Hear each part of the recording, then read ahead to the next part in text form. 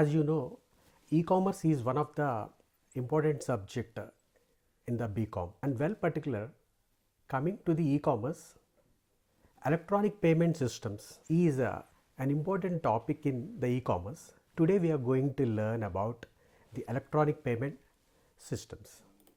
So coming to the payment, what does a payment means?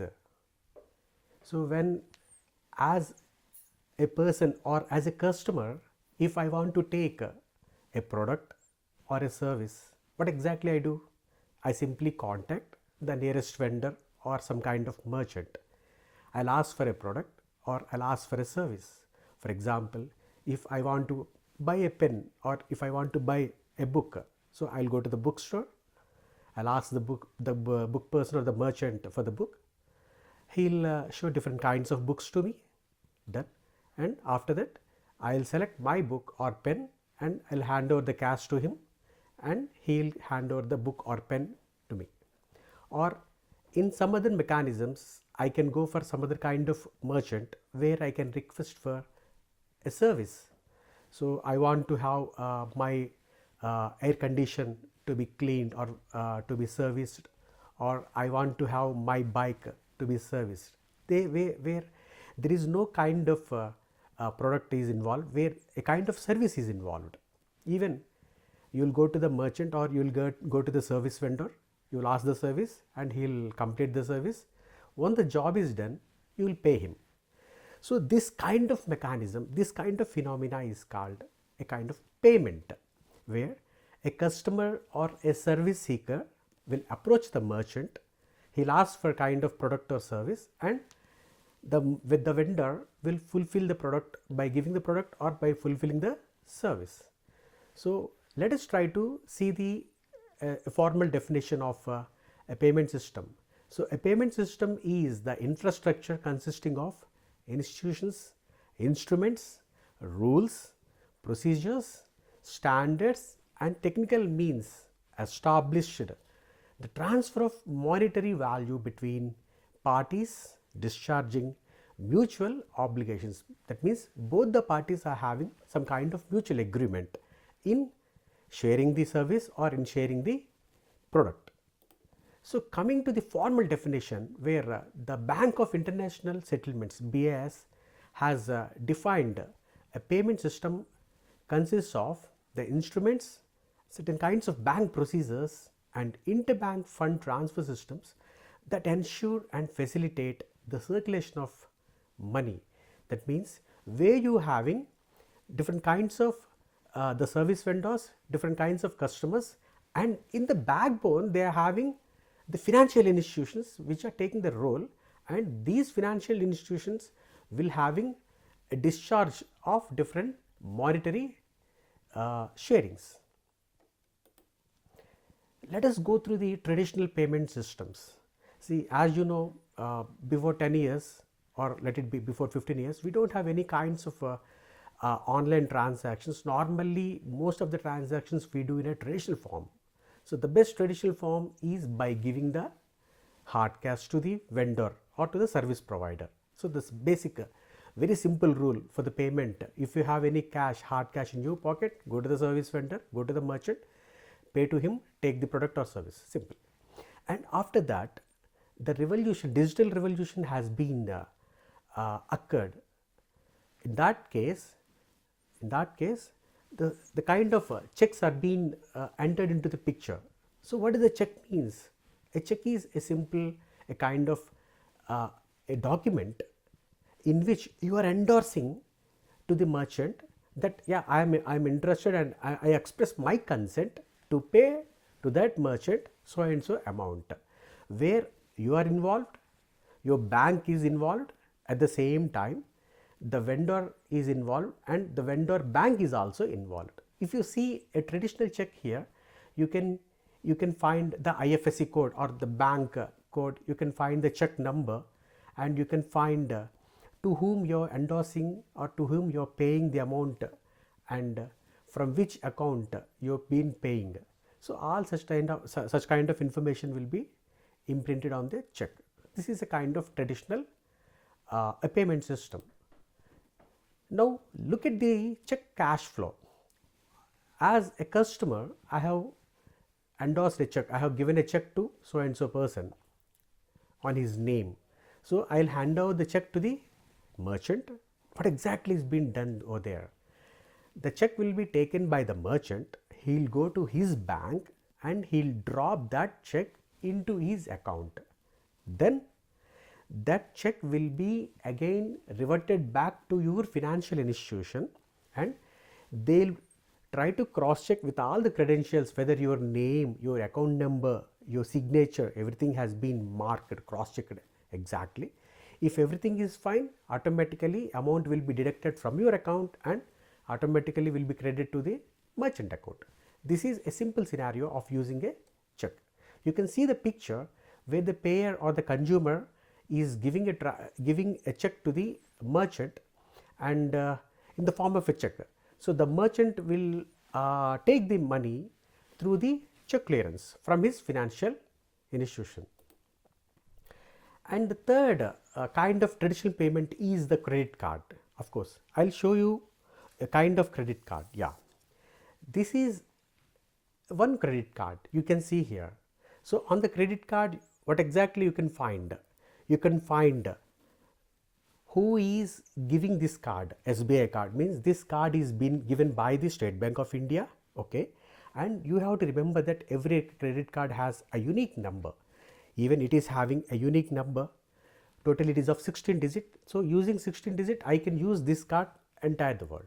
At the same time, every piece of information on the digital era will have a kind of duration. Even this credit card will have a kind of duration, validity period. So after that, this card will not be accepted. Even the credit card is having the name, it is having some kind of credentials on the back side also. So using this credit card, I can go to the merchant wherever he is having that instrument, that card swiping instrument is there. I can use this card and I can purchase the product or I can purchase the service. Very simple. Next. So coming to the charge card, how the charge card has came into the picture. So in our nation, in our India, we did not see any kind of charge card. Of course, very simple. In the credit card, you having a 45 days period of duration for paying the amount. Even though if your card is not having any amount, but the SBI or for the financial institution is giving the amount on your name as a creditor, you are giving a duration. But once you coming to the charge card, it is something like a fixed card. So for every frequency of time, mean for every 1 month or 2 months or 3 months, you have to pay the amount. You will be having a fixed duration. So both charge card and credit cards are being mostly used for the same. But anyway, credit cards are most popular because the financial institutions are using the credit balance for you, whereas charge card now is not giving any credit for you. Coming to the debit card, I will show you how the debit card is. Yes, this is an example, a real-time example of a debit card. What is the difference between a debit card and a credit card? It's very simple. Debit card is directly associated with my bank account. Okay, if my bank account is having X amount, then I can use this card for up to X amount only. So up to that limit only. Even for the security purpose, it is having a specialized chip here, and all the remaining credentials, something like the card number, the CVV, the duration, the name, everything has been remaining the same. And remember students, remember viewers, at present in the market, either the credit card or the debit card, only two companies are associated with these cards, either MasterCard or the Visa card, or you can also have the MasterCard also. So these are the three third party organizations. Even your SBI, State Bank of India or Union Bank of India, any bank, they are not directly giving the cards to you. They are trying to make an association with the card companies. The Visa or Maestro or the MasterCard, they are the authorized third party organizations where they are taking the role of issuing the cards and taking care of every transaction occurring behind. Okay, coming to the stored card, the name itself is having the meaning. For example, in the recent times, if you want to go to any wedding or if you want to go to any birthday party, instead of giving any monetary by cash, to the concerned person, you can directly simply give a gift card to that person. So the gift cards is something like a stored value. So a stored value is a kind of payment card which is having the monetary benefit, and it can be used by any person who is having the card. Here I have given simple example, the Titan.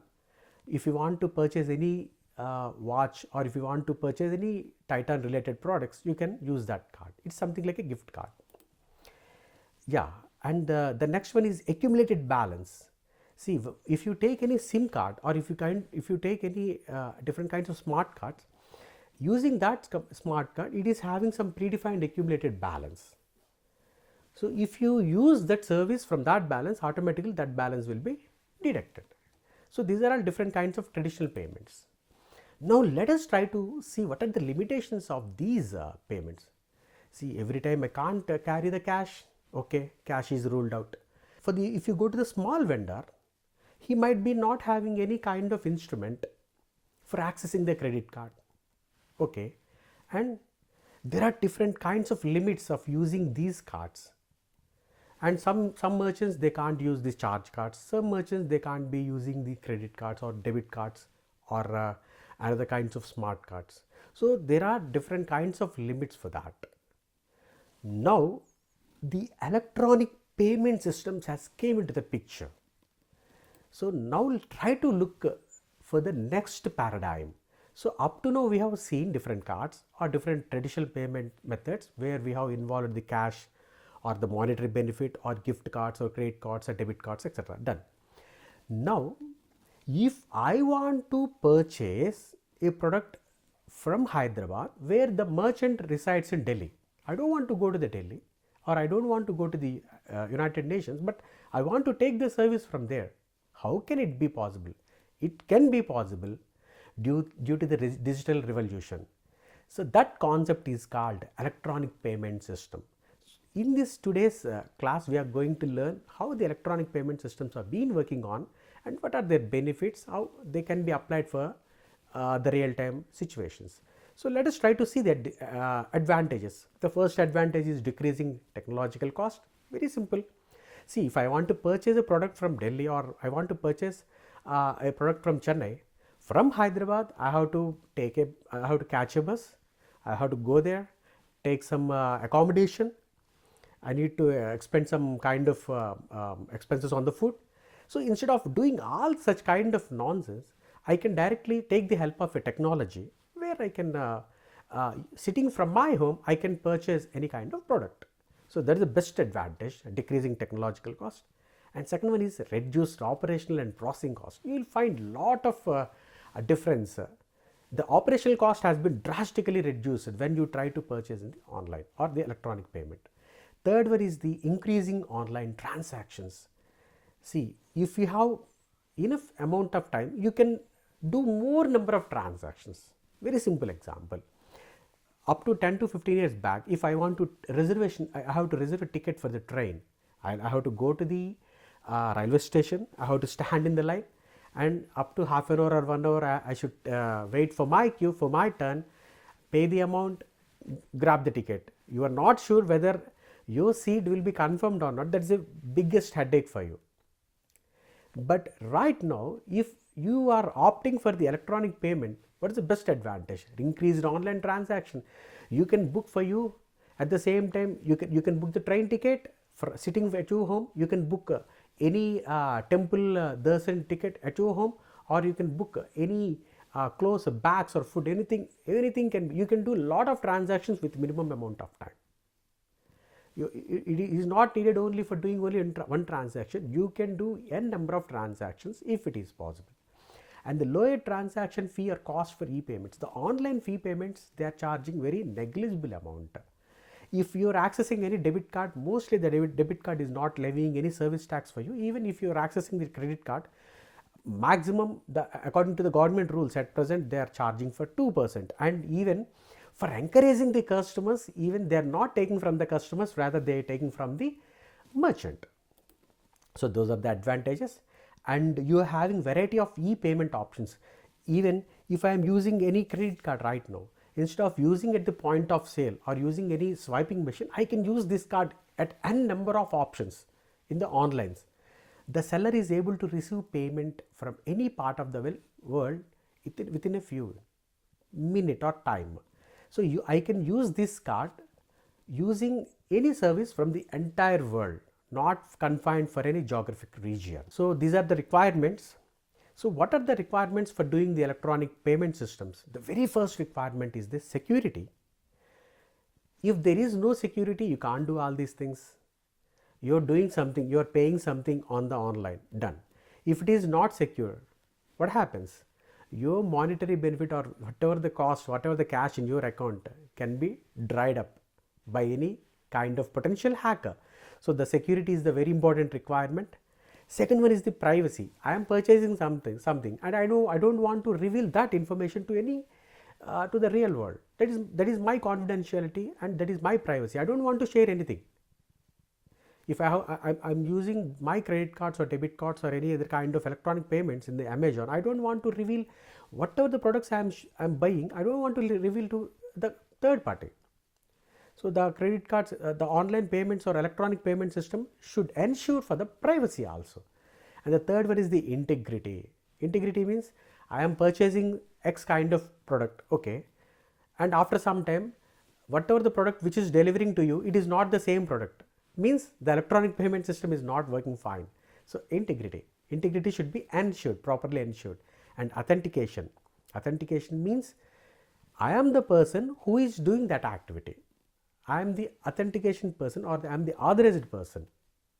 If I am doing that activity, means that activity should be in my transaction name and that product should be delivered to me only. So that's why you are having shipping address and billing address in your online transactions. And apart from other requirements are the reversible, standardized, economical and scalable. So these are the other kinds of requirements. So the very crucial requirement is the security, and apart from that, the other kind of requirement is the privacy, integrity, because in the online transactions or electronic payment systems, the privacy is at most required. Now let us try to see the same things, credit card and debit card and other kinds of cards in the electronic payment systems, not as a point of sale or not as a swiping cards.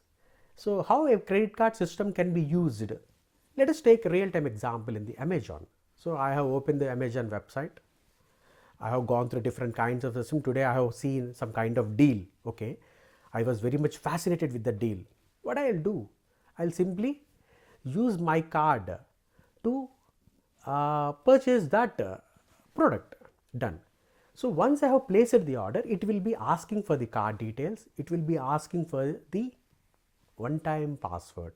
That is the security provided by the credit card company. What exactly it is been involved? You are endorsing the credit card to the merchant, and the merchant will be having his own financial institution, okay, and the financial institution will take the amount from your financial institution. So this is the four activities, this is the four parties involved. The first one is the customer, second one is the merchant, third one is the bank which is from the customer, fourth one is the bank or the financial institution at the merchant side. So you can see that simple transaction flow. You are purchasing something from Flipkart or Amazon. You can see simply a consumer is sitting from his home, relaxing. He's simply relaxing. He's just purchased a product from the online market. So he's not doing anything. He's simply providing his card details. At the same time, he's endorsing that the OTP is perfect. Everything has been taken care by the card issuing company and the financial institution at the merchant side itself. So this is a simple diagram for the transaction flow. And now recall the very important aspect or very important requirement of the electronic payment. The very important requirement is the security. Okay, I am paying something to the merchant and merchant is giving some kind of product to me. Everything is fine. Whatever I am saying, that should be understandable by me and the merchant.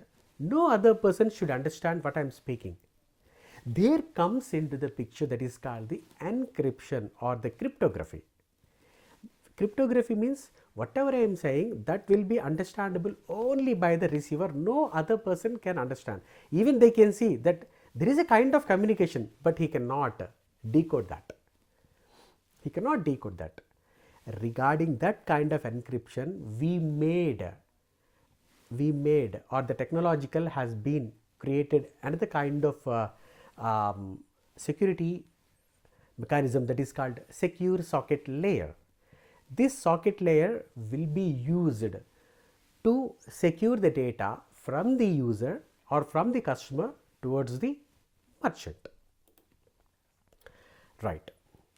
For example, if I am saying that I am very good person, anyone can put a question to me, how can you say that you are a good person? If I'll ask some other person, and if some other person, third person is coming to me, yes, he is a good person, then automatically you will be having a good credit on you. Like that, if you are accessing any website, okay, you are not sure whether that website is the real website or any fake website. There comes into the third party trusted agencies, and one of the very popular trusted agency is called the VeriSign. If you try to open any kind of website, on the top of the website you will find either HTTPS or you will find a lock icon into the address bar. If you click on the lock, you will see who is trusting this website. For example, here you are connected to PayPal, and which is run by PayPal, and this PayPal is trusted by the third party. Try to see another example. See, these are the different kinds of browsers we are using, and these are the different kinds of trusted agencies which we see in the real time. How can I see the trusted agency? Very simple. If you open any website, okay, at the address bar, on the address bar you can see a lock symbol. If you click on the lock symbol,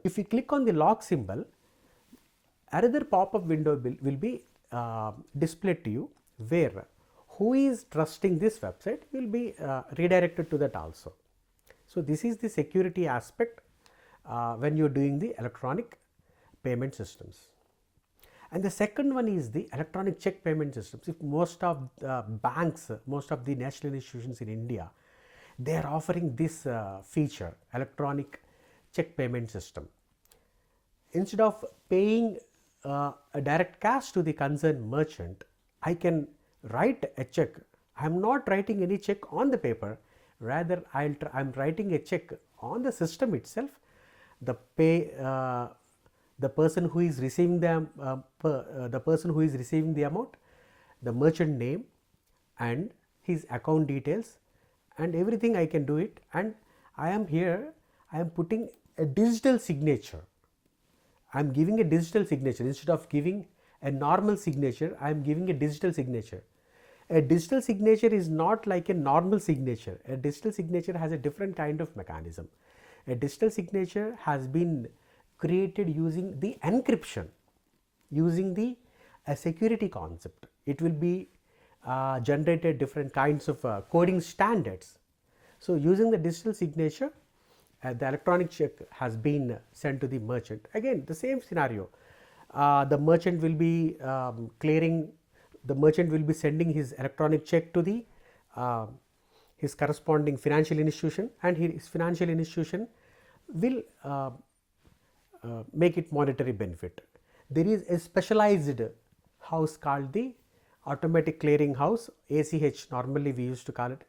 If you go to the bank, you will find this kind of vocabulary. The electronic check payment system, where a customer will try to give the check in the electronic mode, and the merchant will take the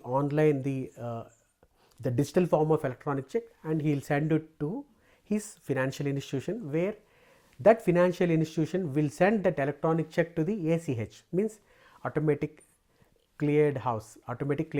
The ACH is the centralized organization where all the electronic checks will be cleared. So in the electronic check, what we have seen that instead of giving a normal signature, a digital signature has been provided with the check. Don't think that I'm just making a signature on the paper, I'm just copying it, I'm trying to paste it on the check. It is not the case. So digital signature is something like it is a specialized code using various coding standards in the encryption. Your data will, a specialized key, a specialized number will be generated. That is called the digital signature. Normally in the digital world, the MD5, SHA, these are the various different kinds of digital signatures, signature standards you see. Coming to the electronic cash payment system, today you will be seeing that if you go to a small vendor, okay, and I don't want to give cash to him, okay, how can I give to him? Very simple. I am having some Paytm or Google Pay or some other kind of minimum wallets where I can pay small amount of monetary benefits to the merchant. So that is the best example for the electronic cash payment system. So that is also called as digital cash, or you can also call it as the cyber cash. The same scenario in the electronic payment system also follow, but you try to remember that in the electronic payment system, in the electronic cash, your account cash will be taken and some amount of cash will be preserved in your wallet, something like Paytm wallet, even Google Pay or Phone Pay, they are also maintaining some kind of wallets. It's a purse, but the amount is in the form of electronic, it's electronic cash. So whenever you're trying to purchase anything, very simple, you're not going to the bank or you're not endorsing anything to the bank, you're simply giving amount from your wallet, a simple transaction. So this is another kind of electronic payment system. So what is the advantage of using the electronic cash? Lower transaction cost. I am not paying any lakhs or crores of amount to the person who is selling bananas or who is selling the milk packets. I simply give for 10 rupees, 20 rupees, 30 rupees, etc. So that is the best advantage, lower transaction cost. And coming to the limitations of electronic, if the security mechanism is not enabled, that is a little bit tricky thing, little bit difficult. So if the security is adequately enhanced, no issue. If there is no kind of security involved, there is for example, if a layman, I'm not illiterate, I'm illiterate, assume like that. So I don't know how to use this Paytm. Even there might be chances that some fraudsters, they can hack my account, they can steal my money. So if the security is strong, everything can be done in the electronic payment system. Coming to the cyber cash, there is no difference between electronic cash and cyber cash. In the examination, you will be getting a question something like, what is the difference between electronic cash and cyber cash? Both are same. Don't be confused. Your cash is in the electronic form, that is called the cyber cash. And so coming to the online transactions, let us try to recall what exactly we have been discussed right now. In the starting note, we have seen various kinds of traditional systems, something like cash payment, debit card, credit card, etc. But after the digitalization, after the online or after the electronic payment systems has been evolved, these cards can be used at online with no limitation.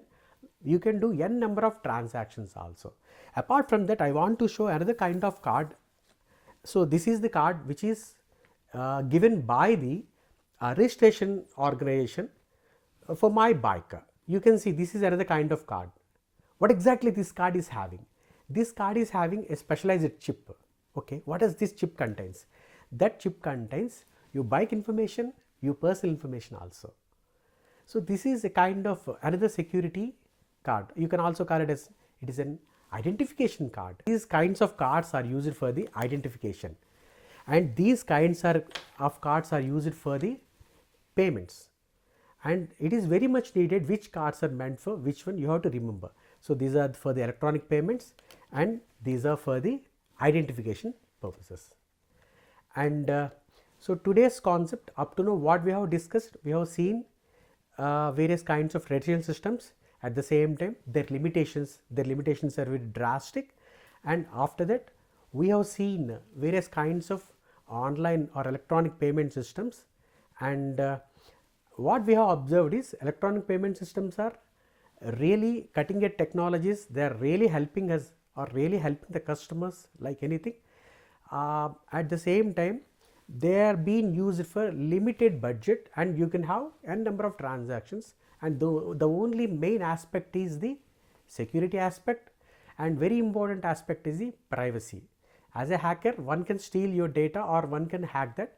So if you are having a strong security, or if you are having a strong network connection, so the electronic payment system is one of the crucial line or the technology where you can do online transactions. Thank you.